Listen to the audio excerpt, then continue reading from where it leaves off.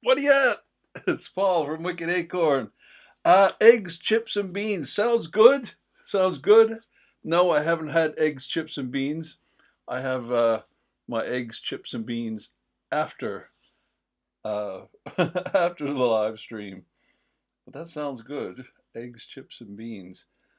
Uh, that greeting at the beginning there, Darren, is that Welsh for hello or some such thing? Or is it just foolishness? Both are possible, right? Well, welcome back, everybody. Happy Friday. It's the beginning of the weekend. And what are we doing today? Some of you have already seen today's video, it seems, and that's all right. I'm glad you did. It's the anniversary of that event, but we'll get to that in a moment. It's time to look at this day in history, other than the other thing that happened this day in history. It's the 7th of November, and it's Welsh for good health or cheers. Right on. Uh, you'll if we meet up, you'll have to tell me how to say it because there ain't no pronouncing it from those letters, is there? It's very strange language to pronounce from its writing. Today in history, what year was this? 1507. It's the earliest record of a black man, a depiction of a black man in English history. And his name was John Blake, and he was a trumpeter for Henry VII and Henry VIII, the first black person in history for whom both written records and an identifiable image exist. Yaki Dar? Yaki Dar, is that right? Yaki Dar, am I saying that close? Um, Earliest record of him is a payment from Henry VII in December 1507. And he was a trumpeter in the Westminster tournament roll. His image appears on a painted roll recording a tournament in 1511 where he is shown as a trumpeter on horseback. He's the first black tutor for whom we have both written and identifiable portrait. And of course, if you can't figure it out, he's this guy.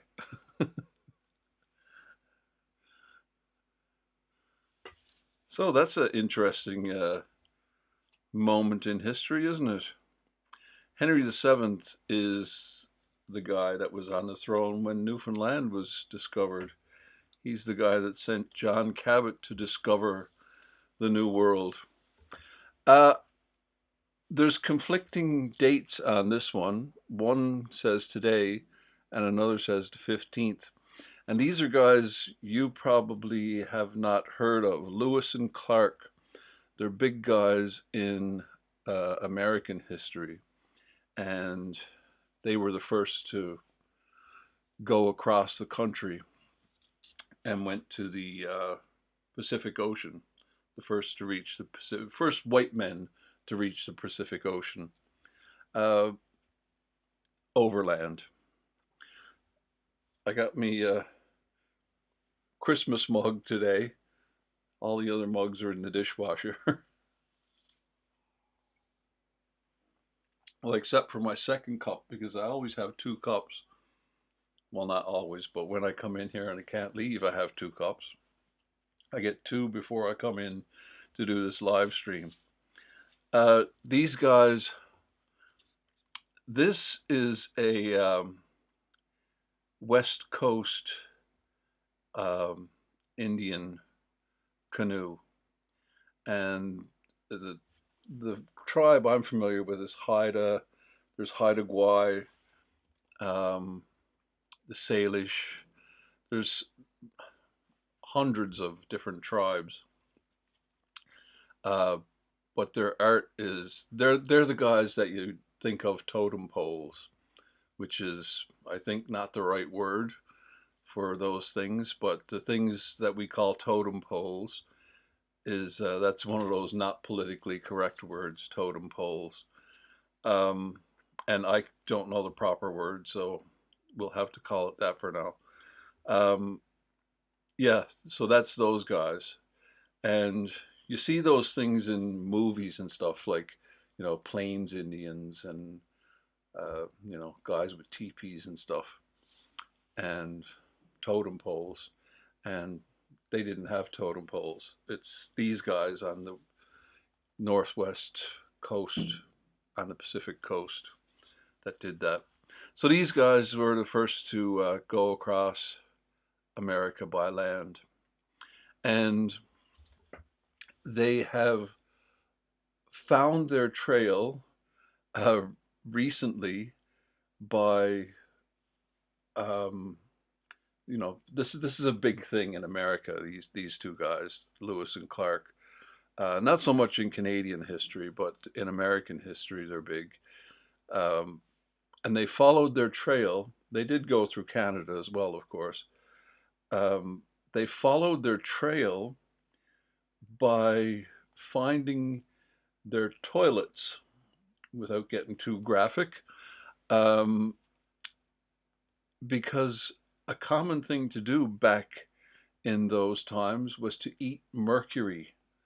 So they found their trail and campsites by finding mercury in the toilets that they left along the trail.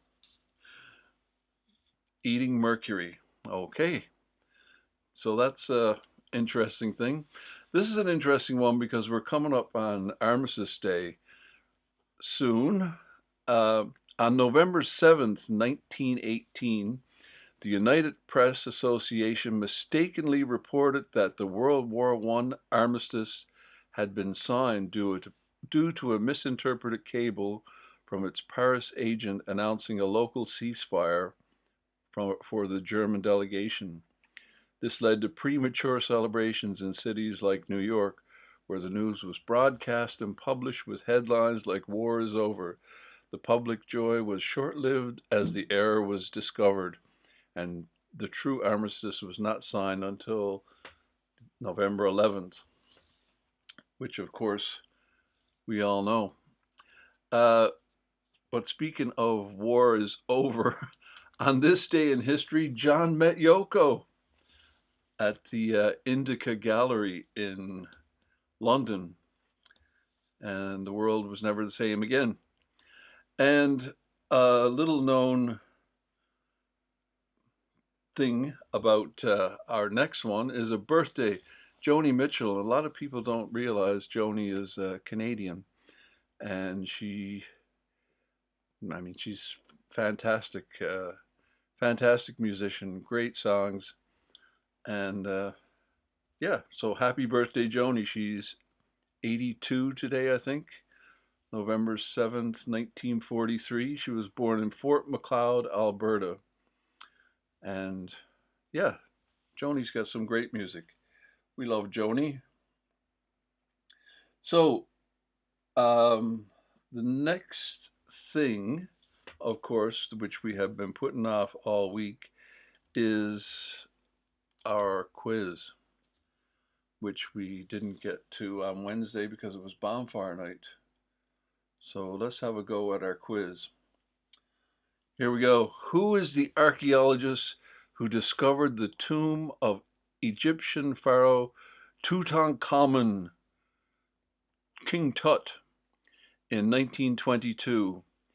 Heinrich Schliemann, Howard Carter, Flinders Petrie, Hiram Bingham. I'll leave that for a moment for you guys to catch up to me. Have a sip of tea and see if there's any answers to that one. I know the answer to this one. Well, at least I think I know the answer. There's several I've been absolutely certain of the answer and got proven wrong. The first name I don't know. Flinders Petrie. I think Flinders Petrie was Didn't he discover some skeletal fossil remains of early humans?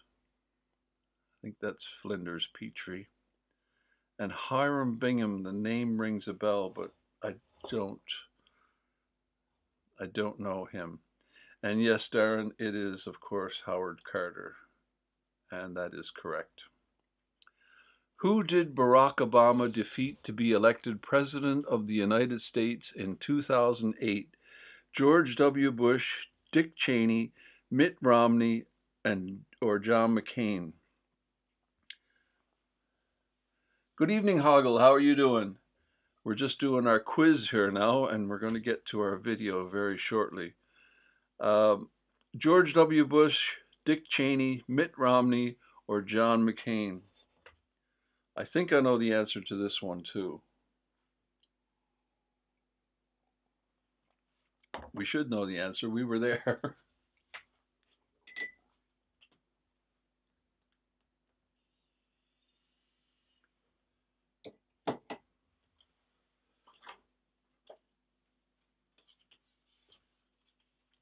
Did I show you my latest bee mosaic? I made these wings with this odd color, and I don't like it. I can't tip it up too high. They'll all slide off. But I'm going to change it. I don't like that color of the wings. I'm going to experiment with some different colors in the wings and the field work behind it. I do in different colors anyway. But I'm going to experiment with some different colors for the wings. That color doesn't work. John McCain, yeah, I think you're right, Darren. And I recall watching uh, at like a town hall. Um, you're sure it's Mitt Romney? I'm with Darren on this one. I think it's John McCain. Let's click it and see what happens. It is John McCain. I remember a town hall meeting, and John McCain, somebody said something nasty about Obama, and John McCain said, "No, sorry, ma'am, you're wrong. Barack Obama is a patriot. He's a good man. We disagree on a few things, and we just see things differently. We want to run the country in a different way, but Barack Obama is a patriot, ma'am," or some such thing. How things have changed. Things have changed. And yeah, did Cheney die? Um, and McCain is dead as well, isn't he? John McCain. Uh, which Beatle said at a Royal Variety performance in 1963, "Will the people in the cheaper seats clap your hands? And for the rest of you, you just rattle your jewelry"? Yes, we know the answer to that one. It's a cheeky remark, isn't it? And he was very embarrassed when you watch the footage of him saying it. He that was before he got full on uh, himself. Which world leader declared the United States the Great Satan in 1979? Ayatollah Khomeini, Leonid Brezhnev, Fidel Castro, or Kim Il Sung?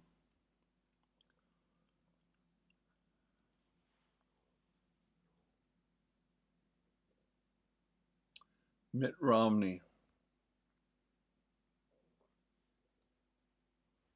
Yeah, I don't remember. I know Mitt Romney's name. Was he vice running for vice president? I don't know. Um, Khomeini sounds like a Khomeini thing. I would think Khomeini. It's a bit strong language for any of the others. I'm going to go with the Ayatollah. So, yeah. Who is this famous basketball player who announced he had HIV this week in 1991? Michael Jordan, Magic Johnson, Larry Bird, Hakeem Olajuwon. That'll tell you how much I follow basketball. I don't know that last guy's name at all. Yeah, yeah, I remember there was Ayatollah So and Anwar Sadat was big news back in those days. Um, Magic Johnson, I think you're right. Um, Not sure on this one. I know it's not Larry Bird. Larry Bird's the Boston Celtics. He's like the only white guy in the NBA, isn't he? Or was at the time. Magic Johnson. I think that's right. Yes, it is Magic Johnson. Which explorer said the immortal words, Dr. Livingstone, I presume, in Central Africa this week in 1871? Mungo Park. That's a fine name. Who's Mungo Park? I'm going to have to find out who Mungo Park is. Okay, I won't look it up yet. Meriwether Lewis, Richard Burton. Richard Burton's an actor, isn't he? Henry Morton Stanley. Uh, yeah, I think it's Stanley. Who's Meriwether Lewis?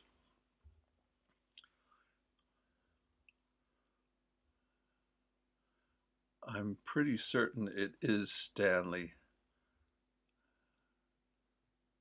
Yeah, pretty sure it's Stanley. Yes, it is. Mungo Park. Okay, we got to look up Mungo Park. Who the hell's Mungo Park? Mungo Park.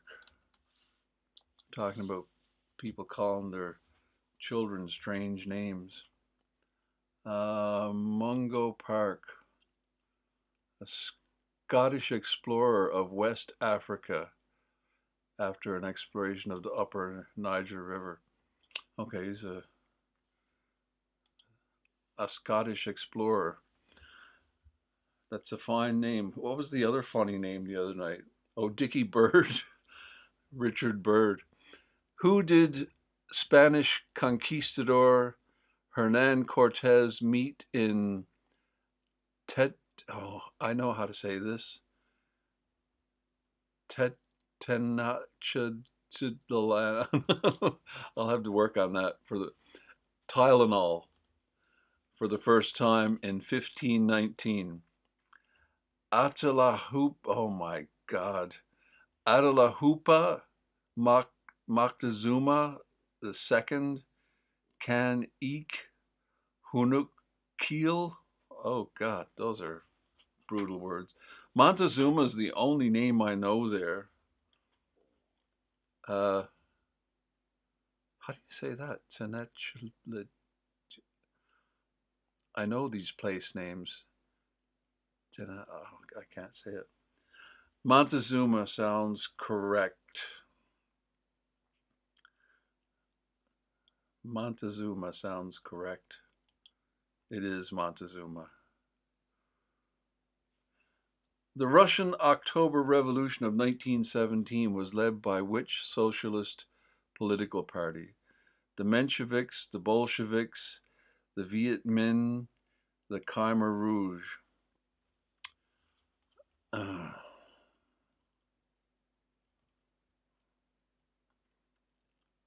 It's the one of the first two, isn't it? Isn't it? Wow. Mensheviks, Bolsheviks. Anybody? Don't know the answer to this one.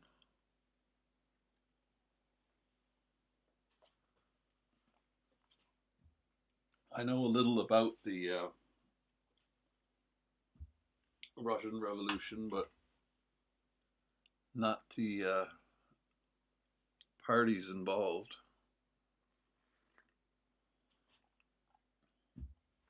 Doesn't that mean like little and big or something? Mensheviks and Bolsheviks? Yes, that's how I know it too, Darren. Or Hoggle. Yeah, Cortez the Killer, yeah. And he was, wasn't he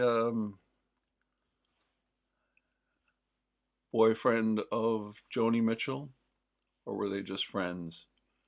I know Graham Nash, her and Graham Nash were lovers at one time. I kind of think Neil Young and Joni might have had a fling as well, but I don't recall. I know they were friends for sure. Um, Mensheviks, Bolsheviks. Uh, Bolsheviks? Yes, good guess, Paul. What was the name of the infamous ship found drifting in 1872 in the Atlantic? Its crew mysteriously vanished. The Mary Rose, the Ellen Austin, the Mary Celeste, or the Sarah Jane? I'm pretty sure I know the name of this one. Graham Nash is from Salford. Yep, yeah. I He just donated a whack of cash to the Salford Lads Club. Is that right? Salford Lads? Is that what it's called? Yeah, I think it's the Mary Celeste. I had a feeling it was his birthday recently. He's like 82 or 83 as well. And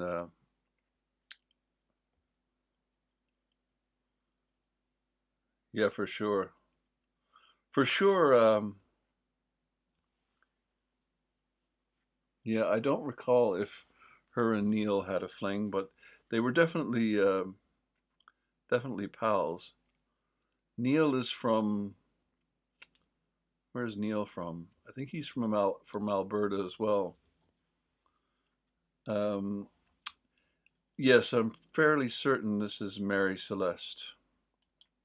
It is. Oh, true or false? True or false? Walt Disney served as an FBI informer reporting on Hollywood subversives. Well, I can certainly believe it's true. Whether it is or not, I don't know, but I can certainly believe it.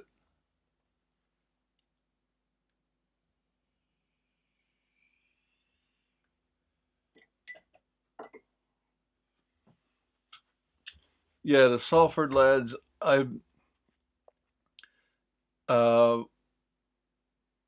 I kind of got the feeling he was living back here, but my daughter said no, he's in New York. I think she said. Um, Graham Nash, I'm talking about. Um, but yeah, he's getting that age where coming home becomes more important. Wanting to visit the old digs one last time. Um, I saw Crosby and Nash at the Bridgewater Hall. They were brilliant. Excellent. Didn't know they played there. I'm not surprised. Uh, Crosby and Nash, yeah, they Disney. I thought you were talking about Graham Nash there, Darren. Uh, Jeez, I don't know. I'm going to go with true. It is true. It's not surprising. Well, that's a first, a 10 out of 10. That's a first. So we're really doing these. We're really doing these things. We're not. I don't cheat. I don't look at the answers beforehand. That's the first time I got 10 out of 10.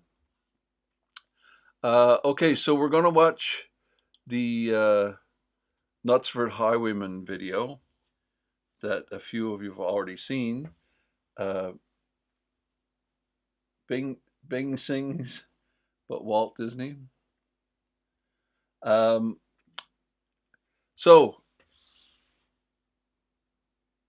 we're going to watch this. It is the anniversary of this event. And is this going to play?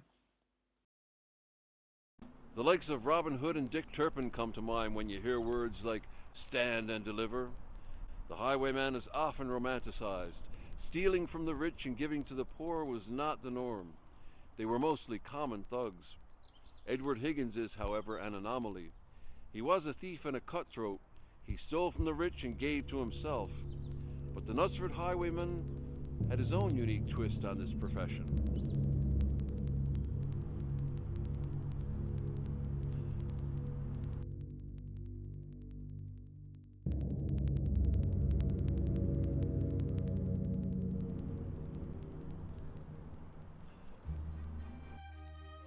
This is Knutsford, a beautiful little town in Cheshire.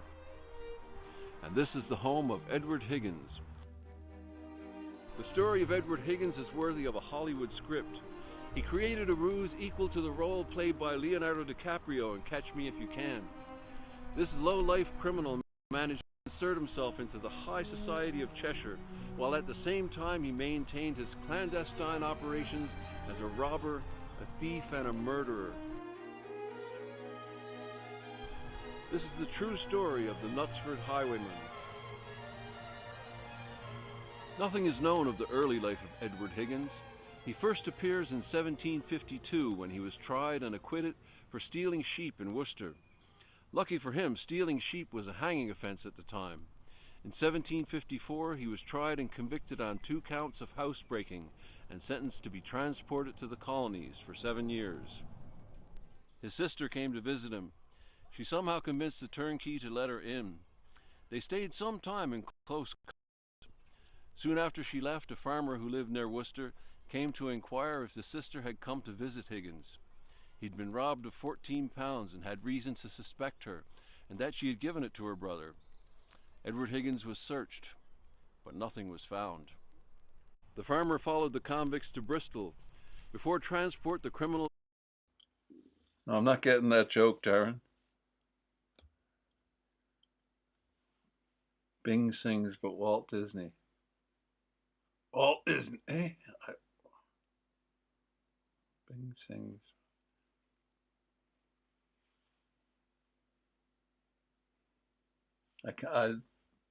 Obviously, that's a audio joke that I'm not getting. Shooting this video in Knutsford.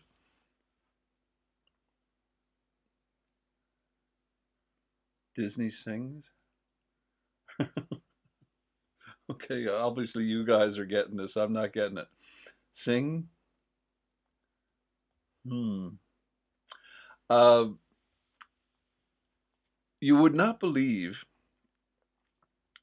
how difficult it is to shoot video in Knutsford. When I say it, you'll probably realize there's a plane flying over like every 30 seconds. It's insane. And it's really difficult to shoot video there because you have a plane flying over like every 30 seconds.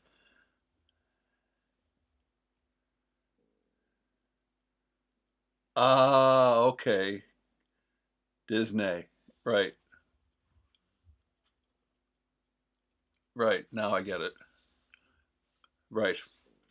Yeah. So I'm not that familiar with the Scottish accent. Yeah.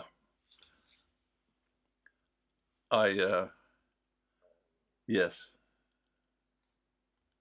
Get it now.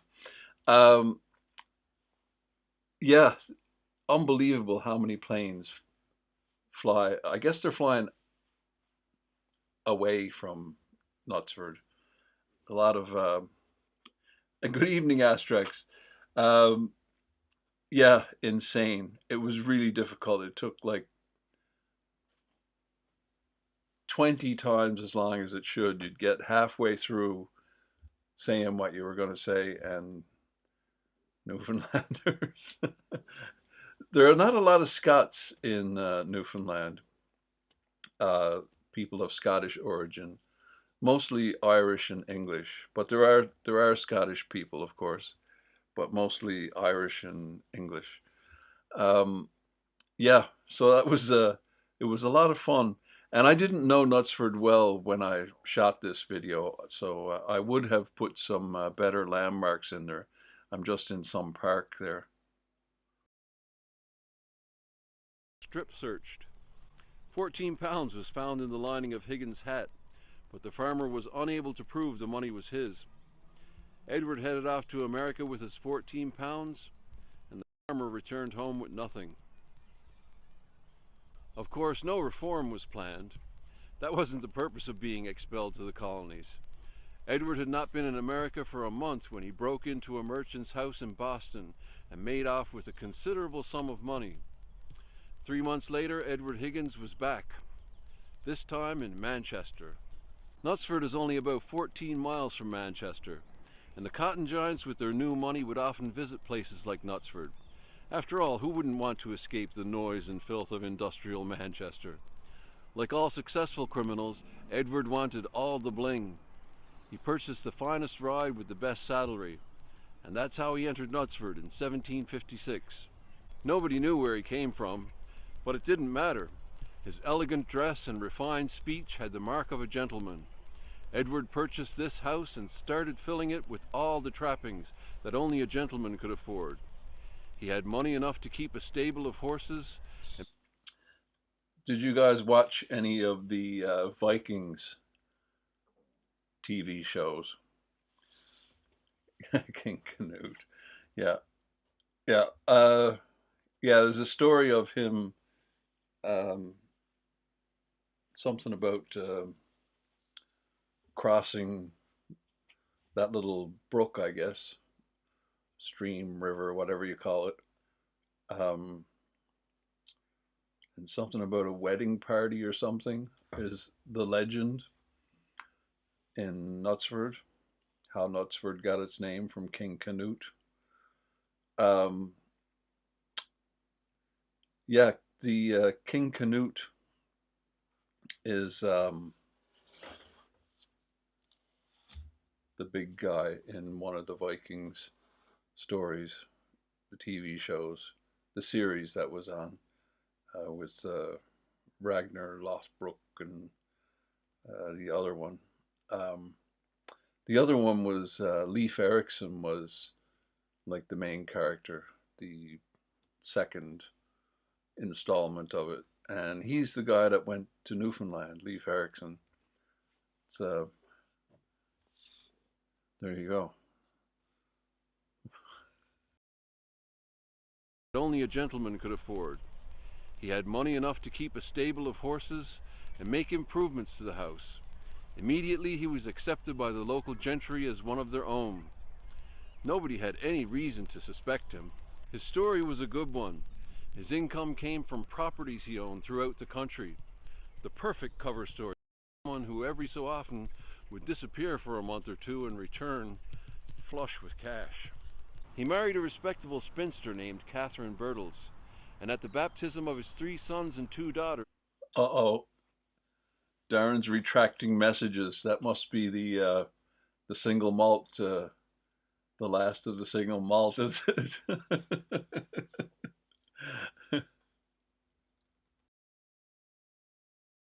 His occupation was each time recorded as gentleman. Squire Higgins, as he soon became known, made many friends in the town, including Samuel Edgerton of Tatton. He went hunting with them, drank and gambled with them, and attended all the social gatherings. And in doing so, he got to know the interiors of his neighbors' houses intimately. The escapades of Edward Higgins. So there's so much more to this story, um, but it's all like far out stuff. So I try and keep to the facts as much as I can with these videos, and don't delve into the the legend too much. But Yeah, there's a lot of crazy stories about the Knutsford Highwayman, and I've forgotten half of them now. This was a few years ago I made this, and it was how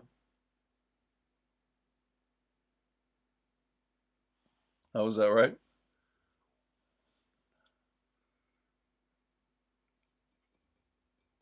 Hmm. Uh,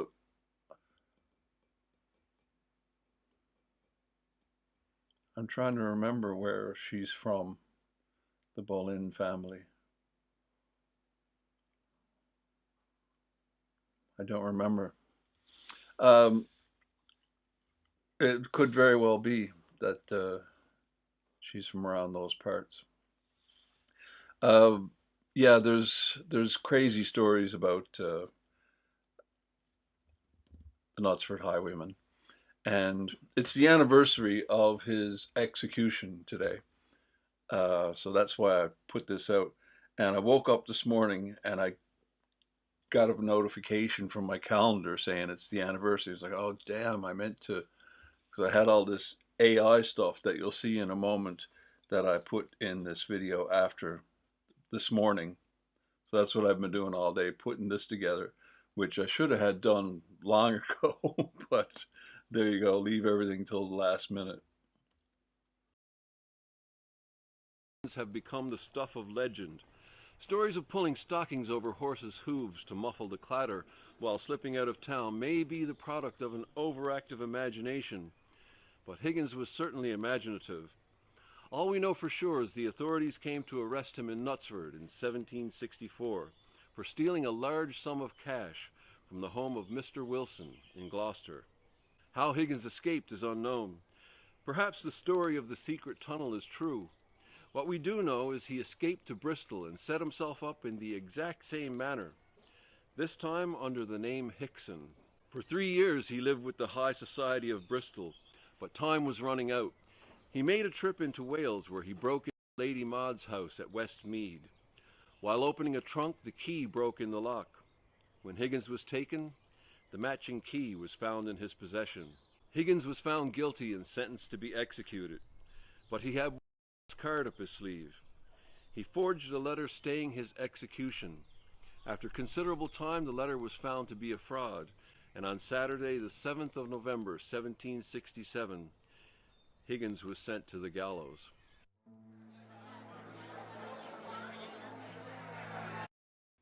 I had a feeling this was going to be glitchy tonight because the CPU is up higher than it usually is.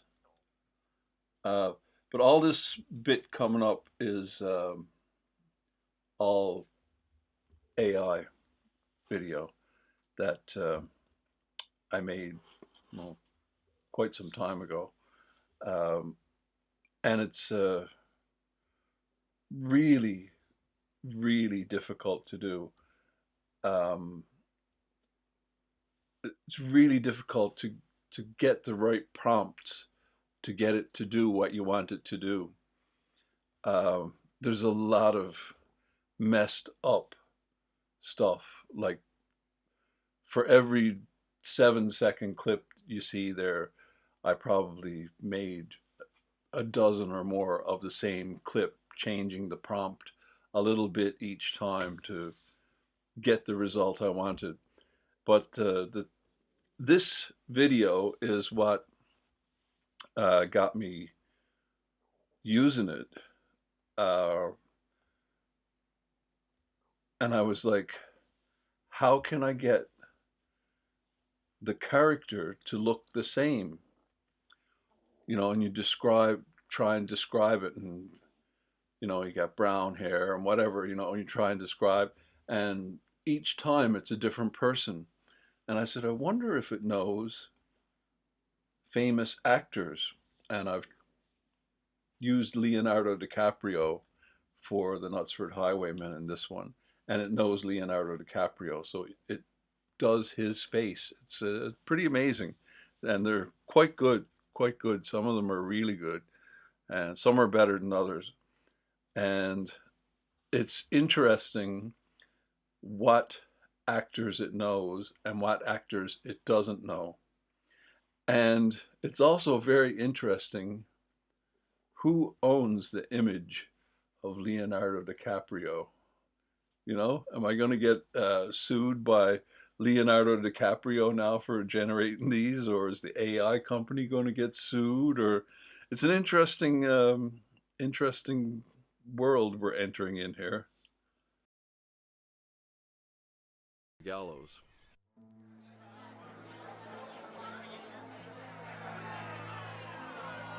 The Knutsford highwayman had an unusual last request. These were the days of body snatchers.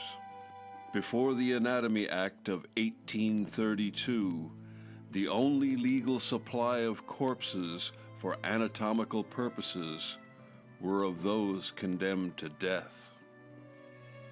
Higgins to the last was an enterprising man. He sold his body to a London surgeon for educational purposes.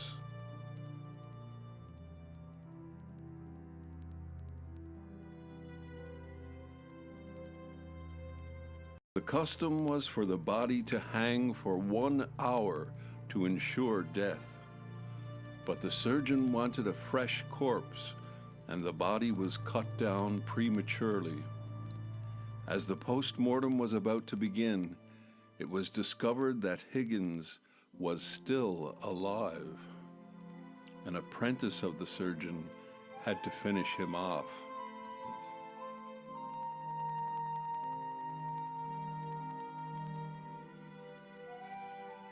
His apprentice was none other than Charles White. Those of you familiar with this channel will remember him. The Manchester surgeon famous for the Manchester Royal Infirmary and the Manchester Mummy. Along with the Manchester Mummy, one of the more curious oddities in the museum in his home in Sale Priory was the skeleton of the infamous Knutsford highwayman, Squire Edward Higgins.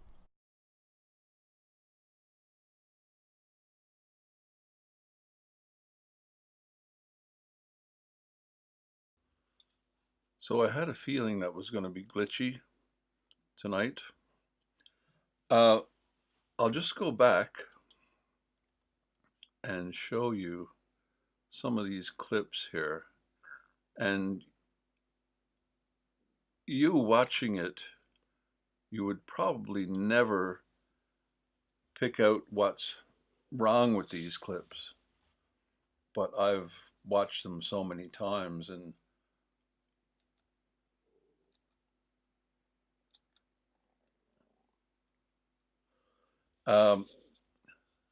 this one is quite good.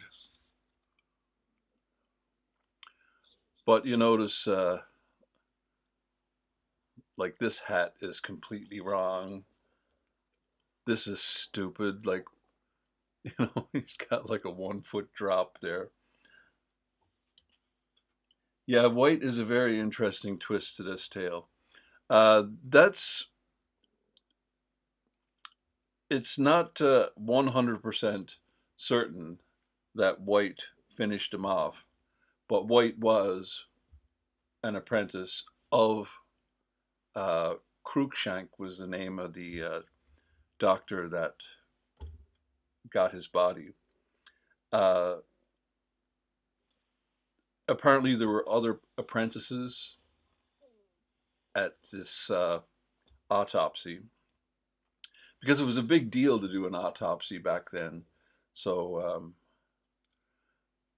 you know, anybody who could go and witness it would take part.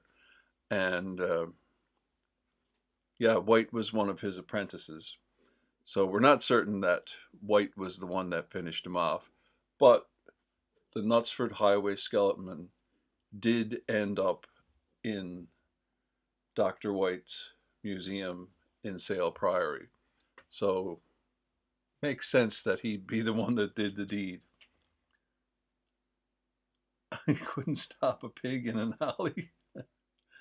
Yeah, okay. Yeah, his legs are a bit weird, aren't they? He looks bow-legged or something. Yeah. Okay, that's what that means. Yeah, and like the ropes are messed up, and faces back here, like they're all just like these weird pig-faced people. That happens a lot. Hands, it gets those wrong a lot, as you are probably familiar. But it's pretty good. It's pretty good for doing stuff like this. This is quite good. Unfortunately, he has a ballpoint pen instead of a quill, but I guess there's just not enough people writing with a quill out there for AI to use as information to. But that's Leonardo DiCaprio, isn't it? But this one was really good. This one came out quite good. It can be fun getting up. This is hilarious.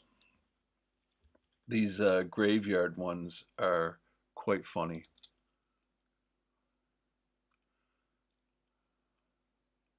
Right, so that's good enough for the purposes I need there, and it's only a second, and the pen doesn't touch the paper yet. But I justified that as, his hands are shaking because he's, filling out his last will and testament, you know, donating his body to science kind of thing. So it could be his hand shaking, right? So we can justify that. But check out this. Like, what's this guy doing?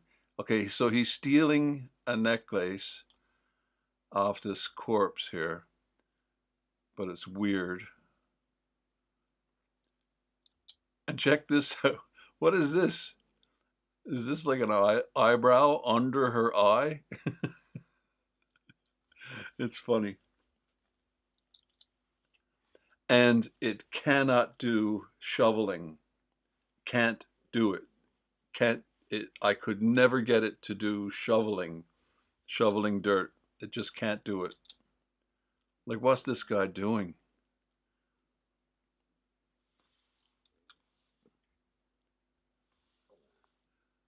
What's he doing? It just can't do shoveling.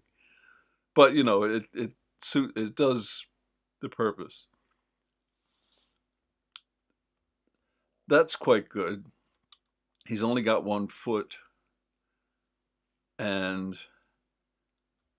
kind of has a pig face. Like, he doesn't really have a face. It's pretty good.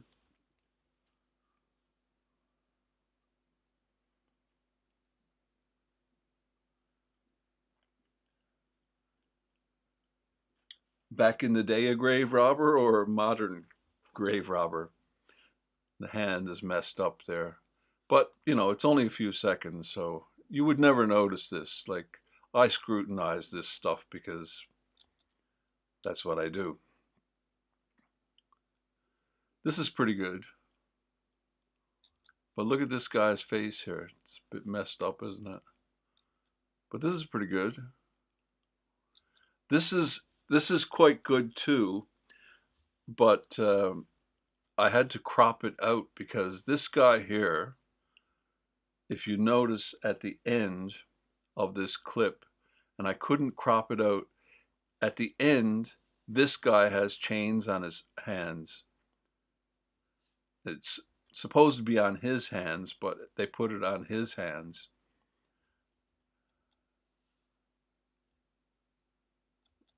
You see that there? But again, you'd never notice that watching it.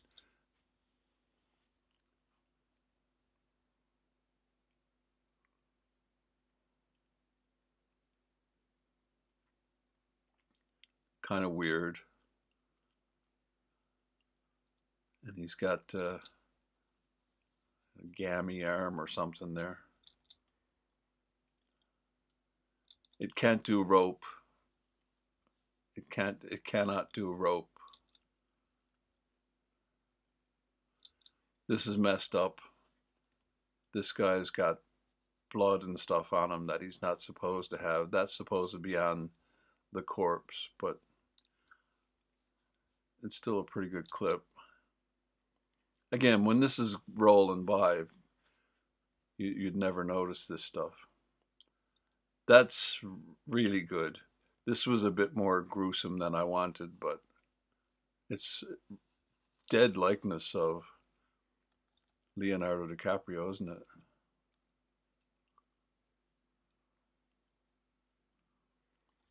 So this is supposed to be Dr. White, and it's what's his name?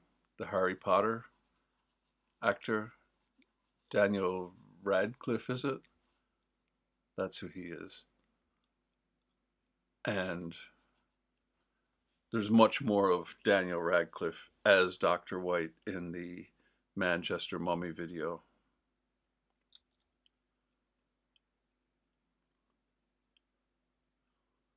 And this is supposed to be Sale Priory. I don't think it was this exquisite.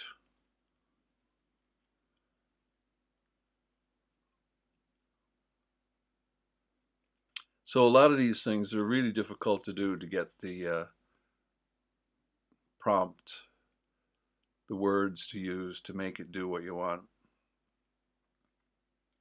But it's a good tool, and it's getting better all the time. And that's a little weird, but it's pretty good. So there you go. That's the anniversary of the execution of the Knutsford highwayman.